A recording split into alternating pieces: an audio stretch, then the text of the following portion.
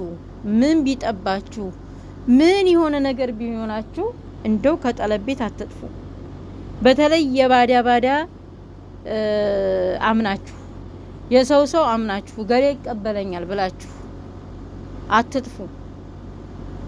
ስትጠፉ አብዛኛውን ጊዜ ህይወታችሁ በብዙ ውጣ ውረድ የተከበበ እማትፈልጉት ነገር ውስጥ ገብታችሁ ለመውጣት የሚጨንቃችሁ ውጥንቅጡ የሞላበት ህይወት ውስጥ ነው የሚከታችሁ። ምናልባትም እንደምንም ብሎ 2 አመቱን የሰው ልጅ ችሎ ታግሶ ሶብሮ ጌታውን እየለመነ ያቺ 2 አመት ትመጣለች። በሰላም አገር መግባትን የመሰለ ነገር የለም። ግን ያሰባችሁት ቀርቶ ያላሰባችሁት ሆኖ የፈለጋችሁት ቀርቶ የማትፈልጉት ነገር ላይ ወድቃችሁ ህይወታችሁ እስከ ወዲያኛው ድረስ እንቆቅልሽ ሆኖ ፈሽ የሌለው ህልም ሆኖባችሁ ከምትኖሩ ባላችሁበት አቋም ጸንታችሁ ብትኖሩ ይሻላል። እውነቴን ነው የምናገረው። ሰምታችኋል መግቢያው ላይ በሰርቶ ክፍያ የመጣች አንዲት ስደተኛ የነገ ህይወቴን አስተካክላለሁ፣ ልጆቼን አሳድጋለሁ፣ ትዳሬን ሰጠጥ ብዬ የተሻለ ደረጃ ደርሳለሁ ብላ ተስፋን ሰንቃ የተሰደደች ስደተኛ የመጣችበት ቤት አልስማማ ስላለ ሰርቶ ክፍያ ያመጣት ሰው ነይ ቶሎ ጥፊ ብሎ አስጠፍቶ የራሱ ፍላጎት ማሟያ የራሱ ፍላጎት መጠቀሚያ አድርጎ ልጆቿን ልታሳድግ የወጣችን እናት ያለ እቅዷና ያለ ፕሮግራሟ ሌላ ልጅ ይዟታል ማለት ነው። አንዳንዴ እኔ በጣም ነው የሚገርመኝ። አውቃለሁ ብዙ አዛኞች፣ ብዙ ሩህሩሆች፣ ብዙ ጨዋዎች እንዳላችሁ እህቶቻችሁን የምትረዱ እህቶቻችሁ ሲያለቅሱባቸውን የምትጠርጉ በጣም ብዙዎች አላችሁ። ከነዛ መካከል ደግሞ ሰሞኑን የማንሰማው ጉድ የለም።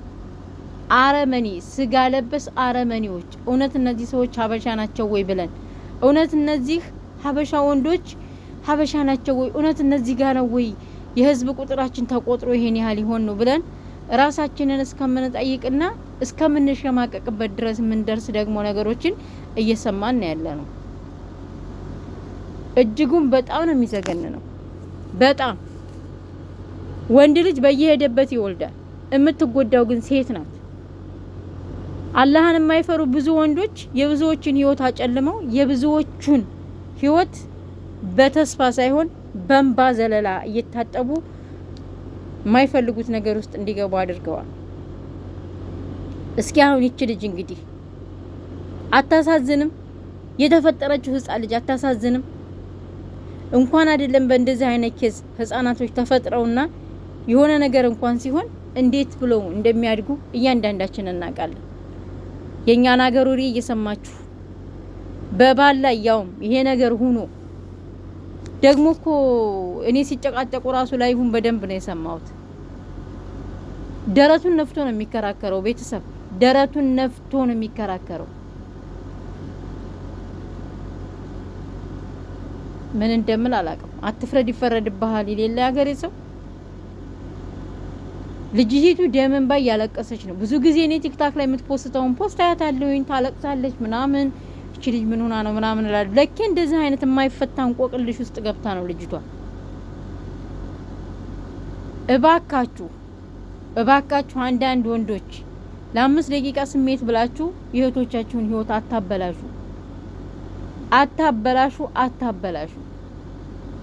ሁሉም ነገር ሲቀር ይቀራል። ሲቀጥል ደግሞ ኢጃዛ ቤት ሙክተለጥ አትሁኑ። ወላሂ ሙክተለጥ አትሁኑ። በቃ ኢጃዛ ቤት ሲይዙ ሴቶች ለራሳችሁ ያዙ። ያኒ ላትገርቡን፣ ያኒ አትቅረቡ ከወንዶች ጋር እንዴ። አብራችሁ እንኳን ብትገኙ እኮ እንኳን አይደለም እንደዛ አይነት ነገር ተፈጥሮ ሳይፈጠር አብራችሁ እንኳን ብትገኙ ምን ያህል ዋጋ እንደምትከፍሉ ታውቃላችሁ። ሲቀጥል ማለት ነው ጠለብ ይሆናችሁ ኑ እናስጠፋችሁ ኑ እንደዚህ እንበላችሁ ሲሉ እሺ አትበሉ። 7000 ሪያል ለማስጠፊያ አንድ ወንድ ተቀብሏችሁ ወስዷችሁ ያንን 7000 ሪያል ከፍላችሁ በጣም እኮ ነው ግራ የሚገባው። አንዳንዴ የሰው ቀለብተኛ ነው የምትሆኑት እናንተ። ምንም የምትጠቀሙት ነገር የለም። ታሪኳን ብላ ከጻፈችና ካጋራች አንዲት ልጅ የህይወት ታሪክ ላካፍላችሁ።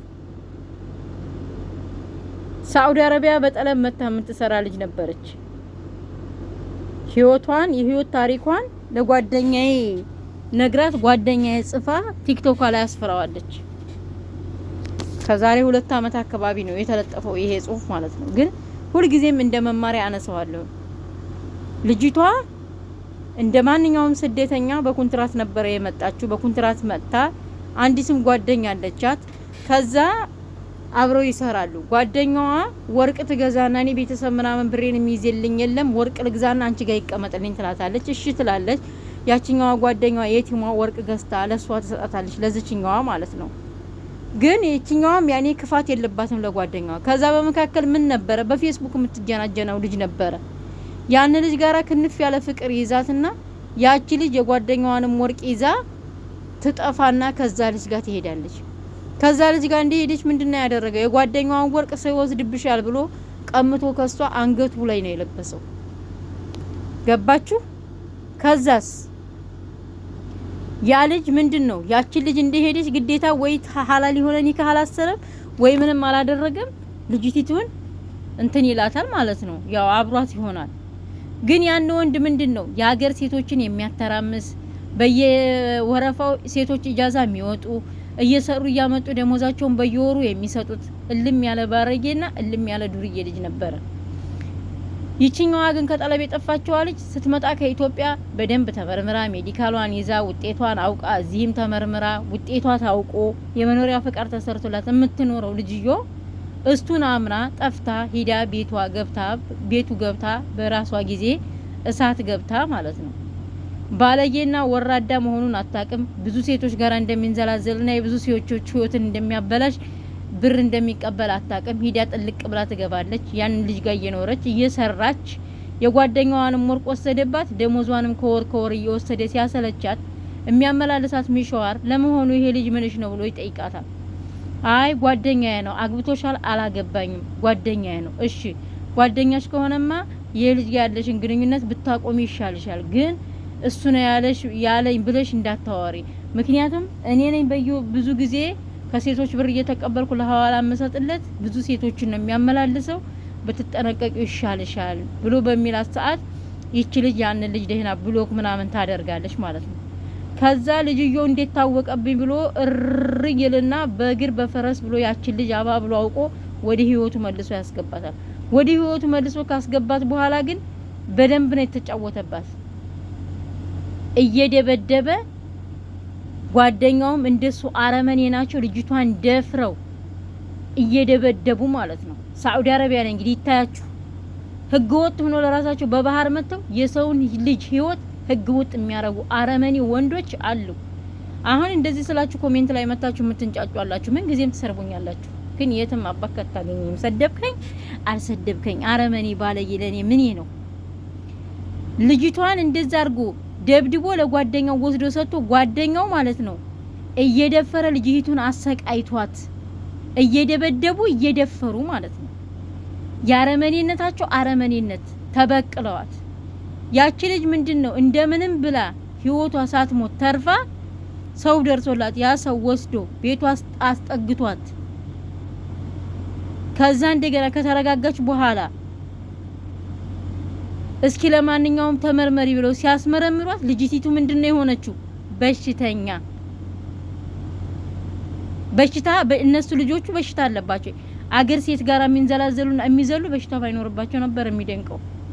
እቺ ግን በሽተኛ አደረጓት። ምንድነው ያላት አማራጭ? ጣራዋ የሚያፈሰው የእናቷን ቤት ሳትጠግን ነበር እሱ ጋር ሄደችው። ጣራዋ የሚያፈሰው የእናቷን ቤት ያልጠገነችው እናቷ ቤት ቀጥታ ኢትዮጵያ ነው ሂዳ የገባችው። በዛ ላይ አንድ ልጅ ነበራት። ታሪኳን ጽፋ ማለት ነው ቲክታክ ላይ አለ። ከፈለጋችሁ ቲክታኩ ማን ይባላል ብላችሁ ነኢማ የሚንጃሯ የሚል የቲክታክ አካውንት ላይ ወደ ታች ሂዳችሁ ተጽፏል። በክፍል ተጽፏል።